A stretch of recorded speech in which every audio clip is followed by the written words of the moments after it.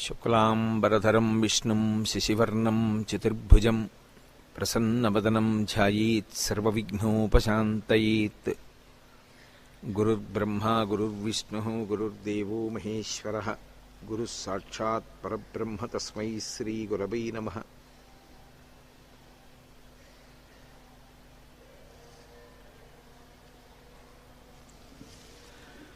వ్యాసాయ విష్ణురూపాయ వ్యాసరూపాయ విష్ణవే నమో వై బ్రహ్మనిధయే వాసిష్ఠాయ నమో నమః. కూజంతం రామ రామీతి మధురం మధురాక్షరం ఆరుహ్య కవితాశాఖాం వందే వాల్మీకికోకిలం. శ్రుతిస్మృతిపురాణానాం ఆలయం కరుణాలయం నమామి భగవత్పాదశంకరం లోకశంకరం. వాగర్ధావివ సంపృక్తౌ వాగర్ధప్రతిపత్తయే జగతః పితరౌ వందే పార్వతీపరమేశ్వరౌ. సూక్తిం సమగ్రయతున స్వయమేవ లక్ష్మీః శ్రీరంగరాజమహిషీ మధురైఃకటాక్షైః. వైదగ్ధ్యవర్ణగుణగుంభనగౌరవైర్యాం కండూలకర్ణకుహరాः కవయోధయంతి. హైమోర్ధ్వపుండ్రమజహన్మకుటం సునాసం మందస్మితం మకరకుండలచారుగండం. బింబాధరం బహుళదీర్ఘకృపాకటాక్షం శ్రీవేంకటేశముఖమాత్మనిసన్నిధత్తాం. విమలపటి కమలకుటి పుస్తకరుద్రాక్షస్యస్తహస్తపుటి కామాక్షి పక్ష్మలాక్షి కలితవిపంచి విభాసి వైరించి. మనోజవం మరుతతుల్యవేగం జితేంద్రియం బుద్ధిమతాం వరిష్టం. వాతాత్మజం వానరయూథముఖ్యం శ్రీరామదూతం శిరసా నమామి. ఆపదామపహర్తారం దాతారం సర్వసంపదాం లోకాభిరామం శ్రీరామం భూయో భూయో నమామ్యహం. జయత్యతిబలో రామో లక్ష్మణశ్చ మహాబలః రాజాజైతి సుగ్రీవో రాఘవేణాభిపాలితః. దాసోహం కోసలేంద్రస్య రామస్యాక్లిష్టకర్మణః. హనుమాన్ శత్రుసైన్యానాం నిహంతా మారుతాత్మజః. న రావణసహస్రం మే యుద్ధే ప్రతిఫలం భవేత్. శిలాభిస్తు ప్రహరతః పాదపైశ్చ సహస్రశః. అర్దయిత్వా పురీం లంకాం అభివద్య చ మైథిలీం. సమృద్ధార్థో గమిష్యామి విశతాం సర్వరక్షసాం. ధర్మాత్మా సత్యసంధశ్చ రామో దశరథిర్యది. పౌరుషీ చ ప్రతిద్వంద్వశరైనం జహిరావిణం. హరి ఓం. పరమేశ్వర స్వరూపైన సభకి నమస్కారం. జయత్యతి బలో రామో లక్ష్మణశ్చ మహాబలః రాజాజైతి సుగ్రీవో రాఘవేణాభిపాలితః. దాసోహం కోసలేంద్రస్య రామస్యాక్లిష్టకర్మణః. హనుమాన్ శత్రుసైన్యానాం నిహంతా మారుతాత్మజః. న రావణసహస్రం మే యుద్ధే ప్రతిఫలం భవేత్. శిలాభిస్తు ప్రహరతః పాదపైశ్చ సహస్రశః. అర్దయిత్వా పురీం లంకాం అభివద్య చ మైథిలీం. సమృద్ధార్థో గమిష్యామి విశతాం సర్వరక్షసాం. ధర్మాత్మా సత్యసంధశ్చ రామో దశరథిర్యది. పౌరుషీ చ ప్రతిద్వంద్వశరైనం జహిరావిణిం. ఆపదామపహర్తారం దాతారం సర్వసంపదాం లోకాభిరామం శ్రీరామం భూయో భూయో నమామ్యహం. హరి ఓం. పరమేశ్వర స్వరూపమైన సభకి నమస్కారం. సుందరకాండలో అన్వేషణ ఘట్టం దగ్గర పరమాద్భుతమైనటువంటి సన్నివేశం ఏమిటంటే, మనసు ఎంత రంజిల్లుతున్నా, ఎంత సీతమ్మ గురించి పరివేదన పొందుతున్నా, సీతామాత దర్శనం కోసమని ఆ అన్వేషణ ఎంత అకుంఠిత దీక్షతో కొనసాగుతున్నా, శరీరానికి ఒక ధర్మం ఉంటుంది. ఆ శరీరం బడలిపోవడం అన్నది ఒకటి ఉంటుంది, దానికి ఆకలి వెయ్యడం అన్నది ఒకటి ఉంటుంది, దాహం వెయ్యడం అన్నది ఒకటి ఉంటుంది. ఒకవేళ మనసు ఇతర కార్యక్రమం మీద నిమగ్నమైనటువంటి కారణం చేత ఉపాధి పడుతున్నటువంటి ఖేదాన్ని, ఉపాధికి ఏర్పడినటువంటి అవసరాన్ని మనసు విస్మరించిన పదార్థం ఎదురుగుండా వచ్చి నన్ను నువ్వు తిను అన్నట్లుగా కనపడుతోందనుకోండి, అప్పుడు ఎవరికైనా సరే ఆ బడలిక గుర్తు రావడం, ఆకలి వెయ్యడం, అయ్యో తిని చాలాసేపు అయింది ఏదో ఒకటి నోట్లో వేసుకుందాం అని అనిపించడం పరమ సహజమైనటువంటి విషయం. సుందరకాండలో మహర్షి ఒక అద్భుతాన్ని ఆవిష్కరించారు. హనుమ అన్వేషణం చేసేటప్పుడు దదర్శ హరిషార్దూలస్తస్య రక్షపతి గృహీ మృగాణం మహిషాణాంచ వరాహాణాంచ భాగశః అన్నారు. అక్కడ అంతఃపురంలో ఎన్నో పదార్థములు వండి సిద్ధంగా ఉంచారు. అందులో లేడి మాంసం, జింక మాంసం, అడవి పంది మాంసం, దున్నపోతు మాంసం దగ్గర నుంచి అనేక రకములైనటువంటి పదార్థములను వండారు. అవి మూతలు తీసి ఉన్నటువంటి కారణం చేత, కొంతమంది కొంత తిని విడిచిపెట్టినటువంటి కారణం చేత ఎంత గొప్ప సువాసనలు వస్తున్నాయంటే, తల్లి బిడ్డని భోజనానికి పిలిచినప్పుడు ఎంత ప్రేమతో పిలుస్తుందో అంత ప్రేమగా రా నన్ను తిను, రా నన్ను తిను అని పిలుస్తున్నట్లుగా వస్తున్నాయిట వాసనలు. అమ్మ భోజనానికి పిలిస్తే ఏ పిల్లవాడైనా సరే వశవర్తి అవుతాడు. అమ్మ పిలుపు అంత అందంగా ఉంటుంది అన్నం పెట్టడంలో. కానీ హనుమ ఎందుకు దాని వంక చూడలేదు, ఎందుకు దాని వంక తినలేదు అంటే, ఇది సీతమ్మ కాదు కదా అని వెళ్ళిపోయారు. అంటే అన్వేషణలో ఆయనకి సీతమ్మ వినా ఇంకొక దాని మీద దృష్టి లేదు. అది మనసుని పాడు చెయ్యగలిగినదైతే, నిన్నటి రోజున నేను కొన్ని సన్నివేశాలు వర్ణించాను, మనసు పాడయి ఉండాలి. అటువంటి సన్నివేశాలు చూసి ఆయన మనసు పాడవలేదు. శరీర ధర్మం జ్ఞాపకానికి రాలేదు.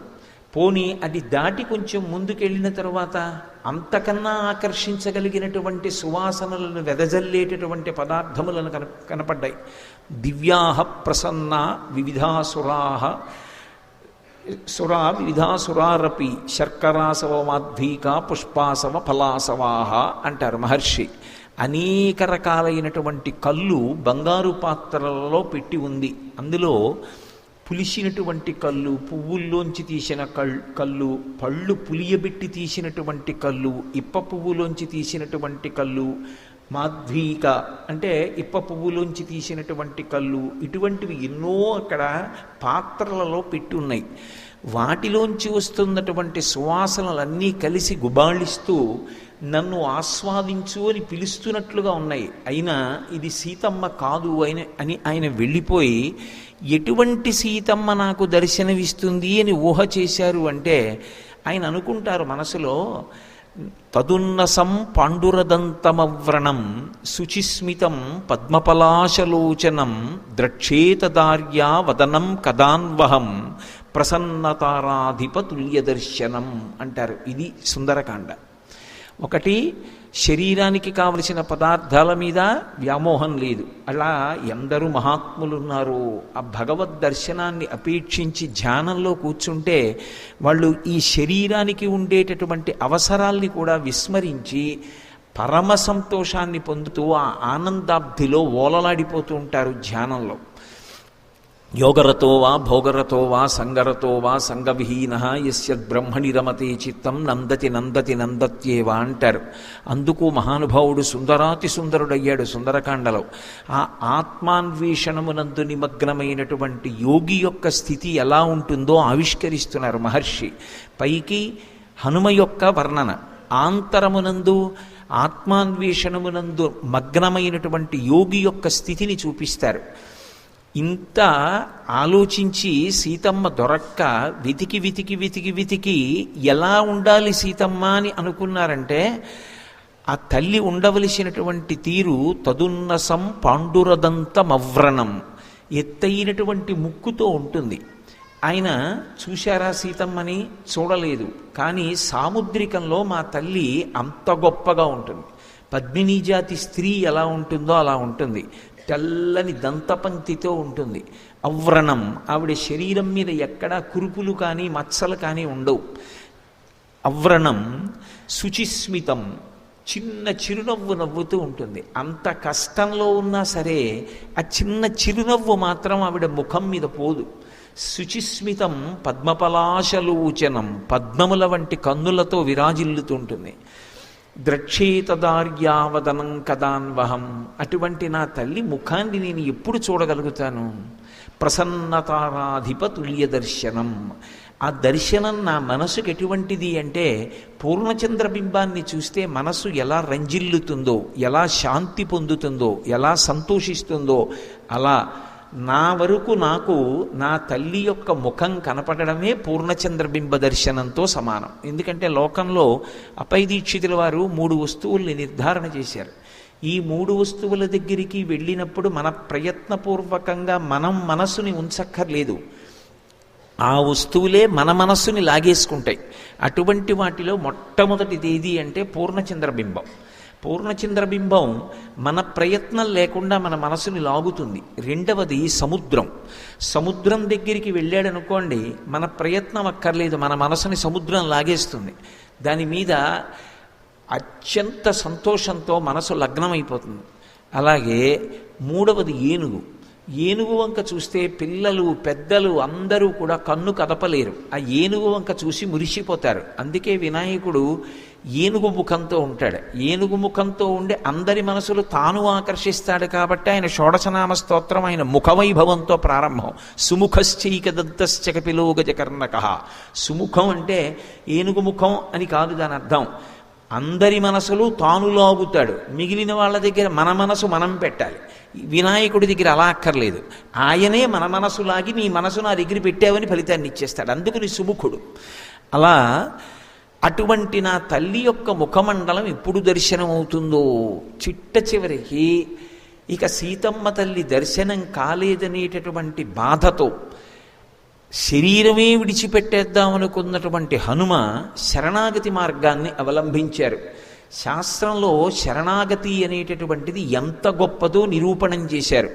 నమోస్తు రామాయ సలక్ష్మణాయ దేవ్యై చ తస్యై జనకాత్మజాయై నమోస్తు రుద్రేంద్ర యమానిలేభ్యో నమోస్తు చంద్రార్కమరుద్గణేభ్యః సిద్ధిం వే సంవిధాస్యంతి దేవాస్సర్షి గణాస్త్విహ బ్రహ్మా స్వయంభూర్భగవాన్ దేవాశ్చైవ దిశంతు మే సిద్ధిమగ్నిశ్చ వాయుశ్చ పురుహూతశ్చ వజ్రభృత్ వరుణ పాశహస్తైశ్చ సోమాదిత్యౌ తథైవ చ అశ్వినౌ చ మహాత్మానౌ మరుతః శర్వ ఏవ చ సిద్ధిం సర్వాణి భూతాని భూతానాం చైవయ ప్రభు దాస్యంతి మమయేఛాన్యే హెదృష్ట్వా పదిగోచరాః అని సమస్త భూతములకు చతుర్ముఖ బ్రహ్మగారికి లక్ష్మణ సమేతుడైనటువంటి రామచంద్రమూర్తికి దేవ్యై చ తస్యై జనకాత్మజాయై దేవీ స్వరూపమైనటువంటి ఆ తల్లి జానకి ఆనాడు జనకుణ్ణి ఎలా అనుగ్రహించిందో అలా నన్ను అనుగ్రహించి నాకు దర్శనమిచ్చి సీతమ్మ దర్శనాన్ని హనుమ పొందారనేటటువంటి కీర్తి నాకు కట్టబెట్టాలి తప్ప నేను ఆవిడ్ని వెతికి పట్టుకుని హనుమ సీతాదర్శనం పొందారనేటటువంటి కీర్తి పొందడానికి అది వస్తువు కాదు, ఆవిడ పరబ్రహ్మస్వరూపిణి. అటువంటి తల్లి యొక్క దర్శనం ఆవిడ అనుగ్రహంతో జరగాలి తప్ప నేను ప్రయత్నం చేస్తే లభించదని శరణాగతి చేశారు. నమస్కార వైభవంలో వచ్చినటువంటి కించిత్ దోషాన్ని దిద్దుకున్నారు. బయలుదేరుతున్నప్పుడు సీతమ్మకి నమస్కరించలేదు. ఎందుకని అంటే సూర్యాయ మహేంద్రాయ పవనాయ స్వయంభువే భూతేభ్యశ్చ అంజలిం కృత్వా చకార గమనీమతిం అని బయలుదేరుతున్నప్పుడు బ్రహ్మగారికి తండ్రి అయినటువంటి వాయుదేవుడికి గురువు అయినటువంటి సూర్యభగవానుడికి రామచంద్రమూర్తికి నమస్కరించారు తప్ప ఏ తల్లి దర్శనానికి బయలుదేరారో ఆ తల్లికి నమస్కరించలేదు. ఇప్పుడు అది జ్ఞాపకానికి వచ్చింది. ఎందుకు జ్ఞాపకానికి వచ్చింది అంటే ఉపాసనలో మీరు ఒక విషయాన్ని జ్ఞాపకం పెట్టుకోవాలి. పరమభక్తి తత్పరుడైనటువంటి వ్యక్తి ఎప్పుడైనా ఎక్కడైనా ఒక దోషాన్ని చేస్తే ఆ దోషాన్ని అమ్మవారు స్మృతి రూపంలో దిద్దుతుంది. మళ్ళీ ఆయనకే జ్ఞాపకం వస్తుంది, ఓ ఈ దోషం జరిగిందని. అందుకే ఆయన చనిపోవాలి అని అనుకున్నప్పుడు ఆయనకే ఒక విషయం స్ఫురణకొచ్చింది. వినాశే భవో దోషాః జీవన్ భద్రాణి పశ్యతి అంటారు, ఆర్షవాక్కు అంటారు దాన్ని. రామాయణం ఈ జాతికి అందింపబడినటువంటి జీవగర్ర. అయిన దానికి కాంద్యానికి చచ్చిపోవడం గొప్ప కాదు, బ్రతికుండడం గొప్ప. పరిస్థితులను ఎదుర్కోవడం గొప్ప, ఎదుర్కొని రాటుదేరి తాను విజయం సాధించడం గొప్ప. అమ్మ కొట్టిందని చచ్చిపోవడం, నాన్నగారు దెబ్బలాడారని చచ్చిపోవడం, పరీక్ష పోయిందని చచ్చిపోవడం, ప్రతిదానికి చచ్చిపోవడం మార్గం కాదు. మృత్యుదారు కుఠారిక ఆవిడ. మృత్యువు అనేటటువంటి దారువుకి ఆవిడ గొడ్డలిపెట్టు లాంటిది. ఆ తల్లిని స్మరించినంత మాత్రం చేత ఆవిడ ఉపాసనలో వచ్చేటటువంటి దోషాన్ని దిద్దుతుంది. అందుకే ఆయనకు ఒక విషయం జ్ఞాపకానికి వచ్చింది, వినాశే భవో దోషాః. అసలు నేను చనిపోతాననేటటువంటి ఆలోచన మనిషికి రావడం పరమ భయంకరమైన విషయం. అంతకన్నా దోషభూయిష్టమైన ఆలోచన ఇంకొకటి లేదు. చనిపోయి ఏం సాధిస్తాం? చనిపోకూడదు. జీవన్ భద్రాణి పశ్యతి. ఎవడు బ్రతికుంటాడో వాడు ఎప్పుడో అప్పుడు శుభవార్త వింటాడు. ఇది సుందరకాండలో అనేక పర్యాయాలు దొర్లుతుంది ఇటువంటి సందర్భం. అందుకని సంపాతి వాక్యం జ్ఞాపకానికి వచ్చింది. కాలిపోయిన రెక్కలున్నటువంటి సంపాతి దూరంగా లంకాపట్టణంలో సీతమ్మ ఉంది అని చెప్పినంత మాత్రం చేత తిరిగి రెక్కలొచ్చాయంటే, రామకార్యం మీద వెడుతున్న వాడికి మాట సాయం చేసినంత మాత్రాన కాలిపోయినటువంటి రెక్కలున్న సంపాతికి తిరిగి రెక్కలు వస్తే, సీతా దర్శనం కోసం రామకార్యం మీద బయలుదేరి నేను వస్తున్నప్పుడు విరుద్ధమైనటువంటి ఎన్నో విషయములు నా పట్ల ఆనుకూల్యతని ప్రకటనం చేస్తే సీతమ్మ దర్శనం నాకెందుకు కాదు? కాలిపోయినటువంటి రెక్కలు మళ్లీ మొలిచినటువంటి సంపాతి వాక్యం నాకు ప్రమాణం. సంపాతి వాక్యాన్ని ప్రమాణంగా తీసుకుని మళ్లీ వెతుకుతాను.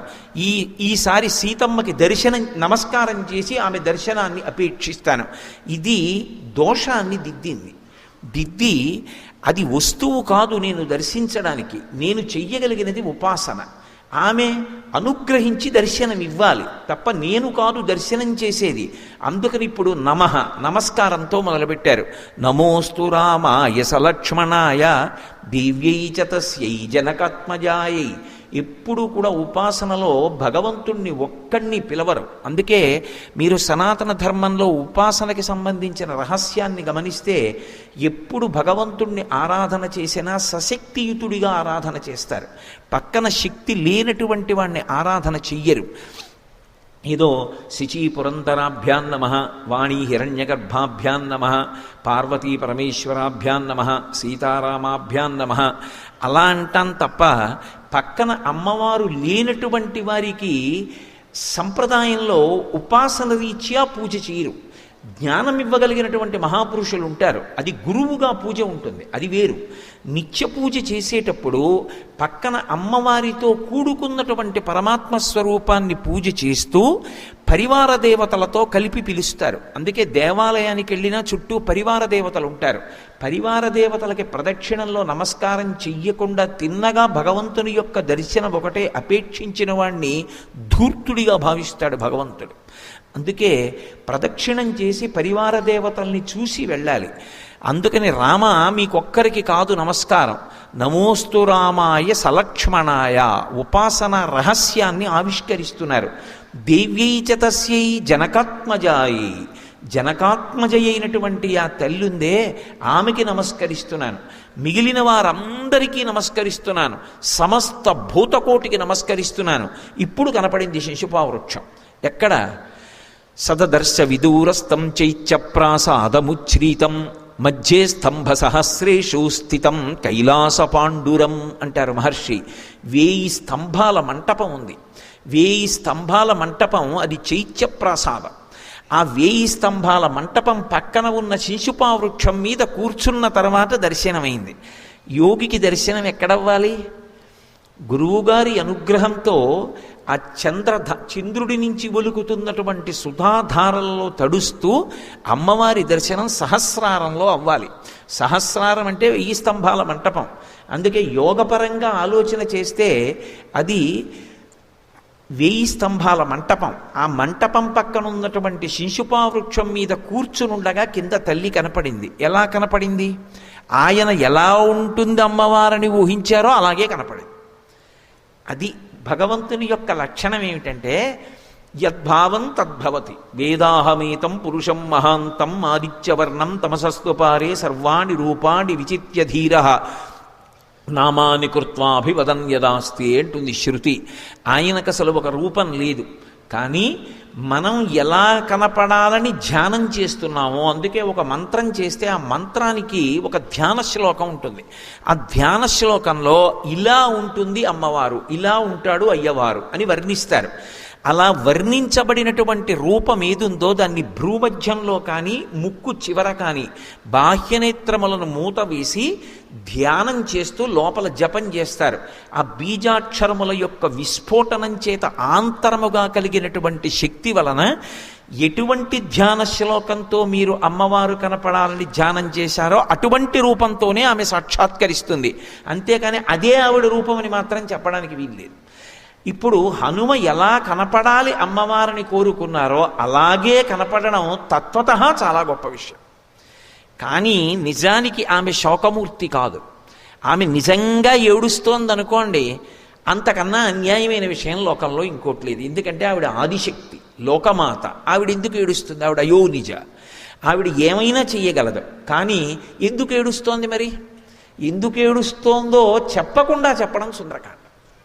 ఒక కులకాంత వచ్చి ఇంట్లో ఏడిచిందనుకోండి, ఆ ఏడుపు వల్ల ఆవిడ కాదు బాధపడింది. మా ఇంటికి వచ్చి నా వల్ల ఒక కులకాంత ఏడిచిందనుకోండి, నేను ఒక కులకాంతని మా ఇంటికి తీసుకొచ్చి అవమానించాను అనుకోండి, బాధ పెట్టాననుకోండి, ఆవిడ మనస్సు, ఆవిడ బాధపడి భోరున ఏడ్చిందనుకోండి, ఆవిడ కంటి వెంట పడినటువంటి నీటి బిందువులు నా ఇంటి నేల మీద పడ్డాయి కాబట్టి ఆ నేల మీద నేను నా కుటుంబం కూడా ఎన్నో కష్టములను పడవలసి ఉంటుంది. కులకాంత కంటి నీరు ఇంట్లో పడ్డానికి వీల్లేదు. అందుకే అది ఎవరి కన్నీరు?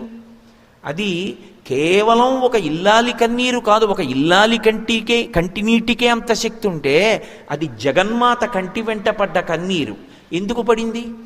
కొడుకుగా మాట్లాడవలసిన వాడు కేవలం ఒక పురుషుడిగా తల్లితో మాట్లాడకూడని మాటలు మాట్లాడుతున్నాడు. కుసంస్కారానికి కన్నీరు కార్చింది. ఇప్పుడు ఆ కన్నీటికి ఒక్క లంక కాదు కాలిపోయేది, యావత్ భూమి కాలిపోతుంది. ఇప్పుడు ఇది కాలిపోకుండా చూడడం హనుమ యొక్క కర్తవ్యం. అందుకే ఆయన ఏం చేశారంటే, ఉల్లంఘ్య సింధో సలిలం సలీలం యశోకవన్నింజనకత్మజాయా ఆదాయతేనైవ దదాహ లంకాం నమామితం ప్రాంజలిరంజనీయం. సుందరకాండలో హనుమద్వైభవాన్ని చెప్పింది ఆ శ్లోకం. ఆయన కొత్తగా అగ్నిహోత్రాన్ని తెచ్చి పెట్టలేదు లంకకి. ఈ కన్నీటి బిందువుల వలన యావత్ భూమి కాలిపోకూడదు.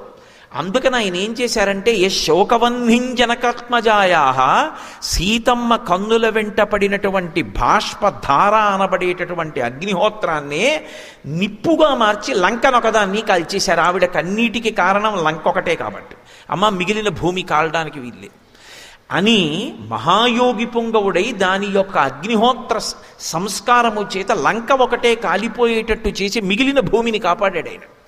అందుకని నమామితం ప్రాంజలిరంజనీయం, అంజలి వహించి హనుమకు నమస్కరించుతున్నాను. అది ఆయన సుందరకాండలో ఈ జాతికి చేసిన మహోపకారం. కాబట్టి ఇప్పుడు ఆయనకి ఎలా కనపడాలి శిశుపావృక్షం మీద కూర్చుంటే? అందుకే మొట్టమొదట కనపడుతోందని చెప్పగానే మొదటి శ్లోకం అలాగే పడింది మహర్షికి. తతో మలిన సంవీతాం రాక్షసీభిః సమావృతాం ఉపవాస కృషాం దీనాం నిశ్వసంతీం పునః పునః. ఏమి మాటలు పడిపోయాయండి అసలు మహర్షికి. అద్భుతం కదండి శ్రీరామాయణం. ఆ తల్లి తతో మలిన సంవీతాం, అప్పుడు ఆయన చూసిన సీతమ్మ ఎలా ఉన్నది అంటే, మలిన సంవీతాం, మట్టి పట్టినటువంటి బట్ట కట్టుకునుంది. మట్టి పట్టిన బట్ట పెట్టెలోంచి తీసి కట్టుకుందా? కట్టుకున్న బట్ట మట్టి పట్టిందా? అంటే కట్టుకున్న బట్ట మట్టి పట్టింది. ఎందువల్ల? 10 నెలలైంది ఆవిడ బట్ట మార్చుకోలేదు. పైగా అది పూర్తి బట్ట కాదు, వస్త్రఖండంతో ఉంది. అలా ఉండకూడదు. అంచు ఉన్న వైపు చింపేసిన బట్టని కట్టుకోకూడదు. అగ్నిహోత్రం వల్ల కన్నం పడ్డ బట్ట కట్టుకోకూడదు. వేదం పటలపన్నం చెప్తుంది. అది విపరీత ఫలితాలు ఇస్తుంది. ఇప్పుడు ఆవిడ 10 నెలల నుంచి బట్ట మార్చుకోవాలి. మట్టి పట్టేసింది, కంపు వస్తోంది, అయినా ఆ బట్టతో ఉంది. పైగా దాని ఉత్తరీయం చింపేసింది. ఉత్తరీయం వైపు అంచు ఉంటుంది, అంచు ఉన్న వైపు చింపేసింది ముక్క. చింపి ఆభరణములు మూట కట్టి కిష్కింధ వైపు వదిలేసింది కాబట్టి ఇప్పుడు ఆవిడ కట్టుకున్నది బట్ట కాదు, వస్త్రఖండం. అలా కట్టుకోకూడదు బట్టని, వస్త్రఖండాన్ని కట్టుకోరు.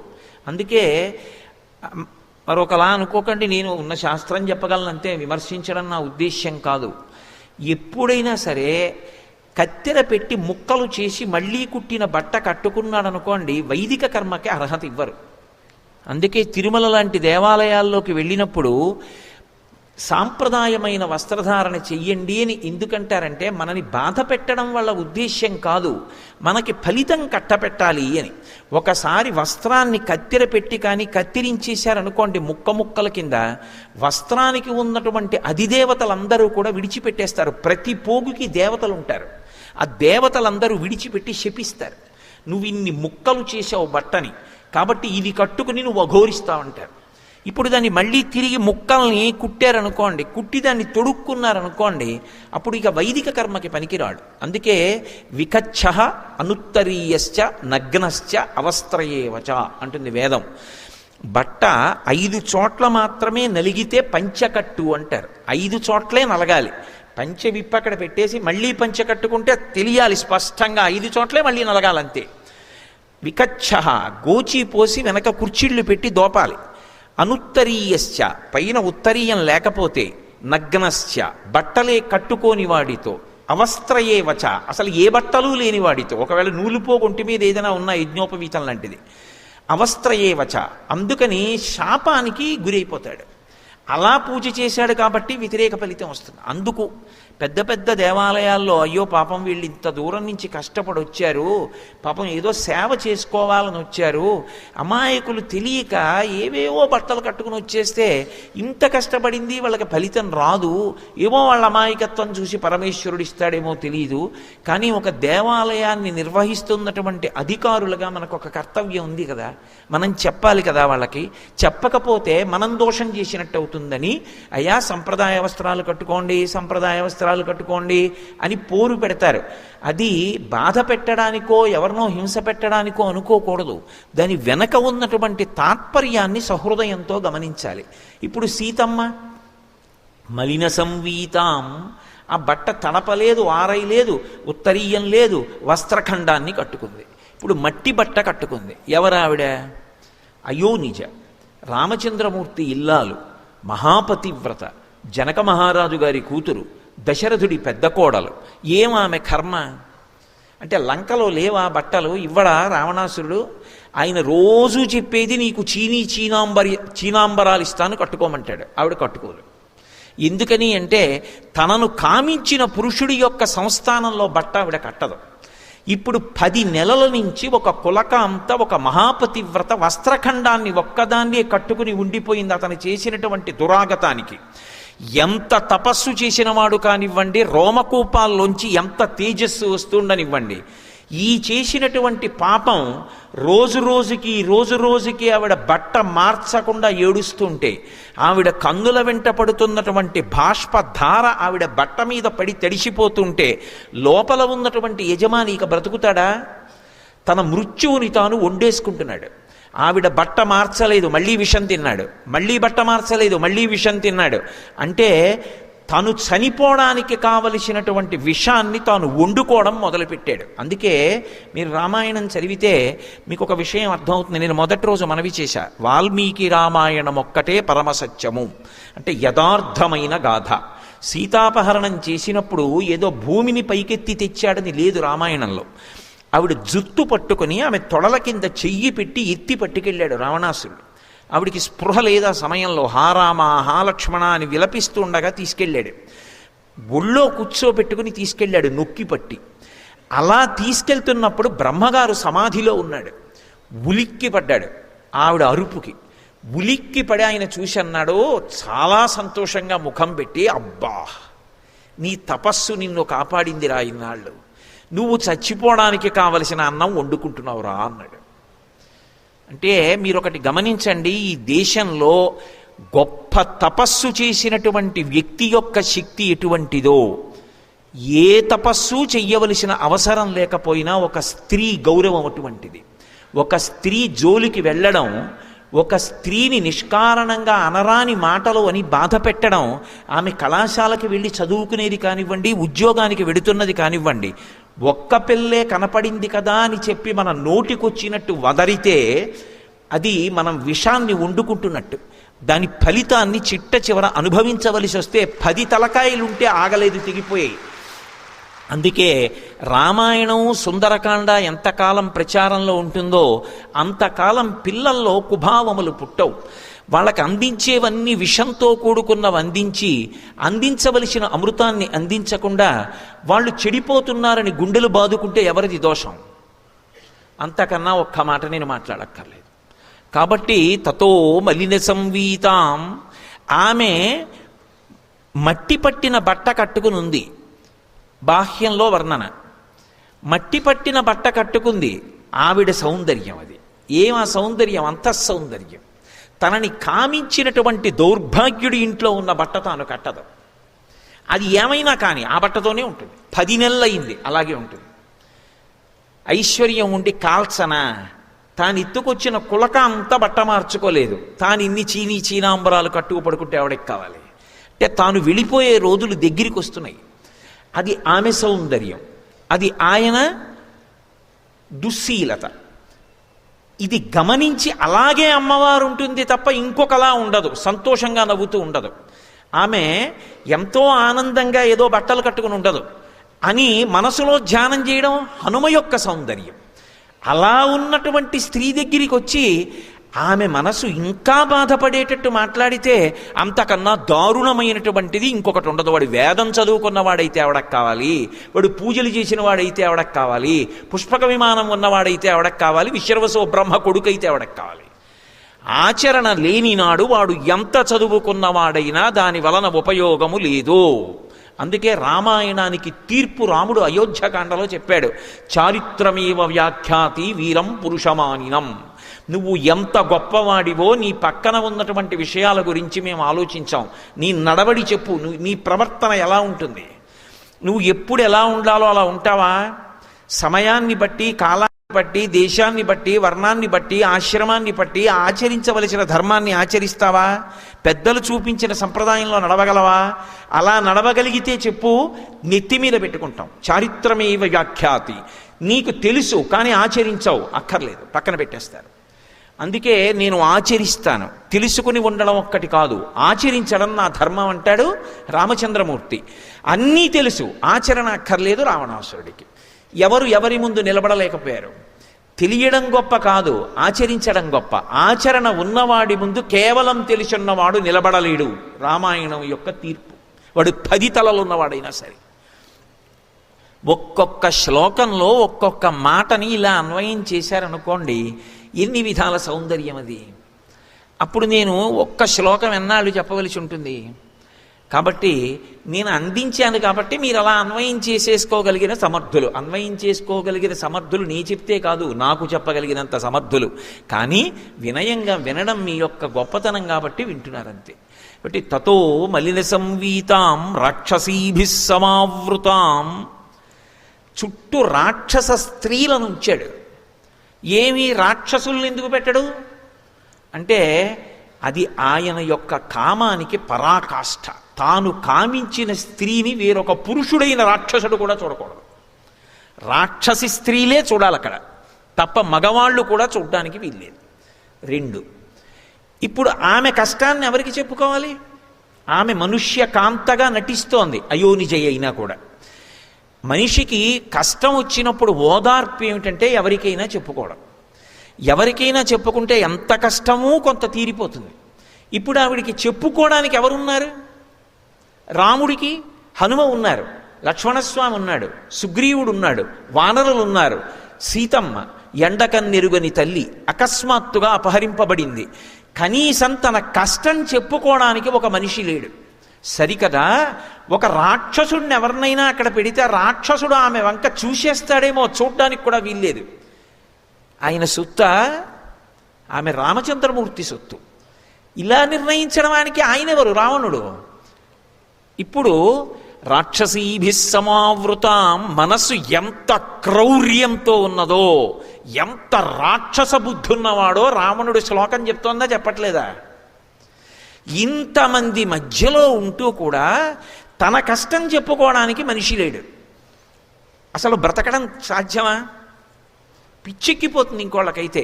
ఆవిడ తపస్సు చేస్తోంది రాముడి కోసం. ప్రతికూల పరిస్థితులు వచ్చినప్పుడు ప్రతికూల పరిస్థితులలో మనసు విచలం కాకుండా, కదిలిపోకుండా నిలబెట్టి రామ పాదములను లోపల ఆశ్రయించింది. పైకి అరే రే రే రే ఇలా ప్రవర్తిస్తున్నాడే అని ఆయన యొక్క దౌష్ట్యానికి ఏడుస్తోంది. ఎవరు కాలిపోతారు ఈ దుష్ప్రవర్తనకి?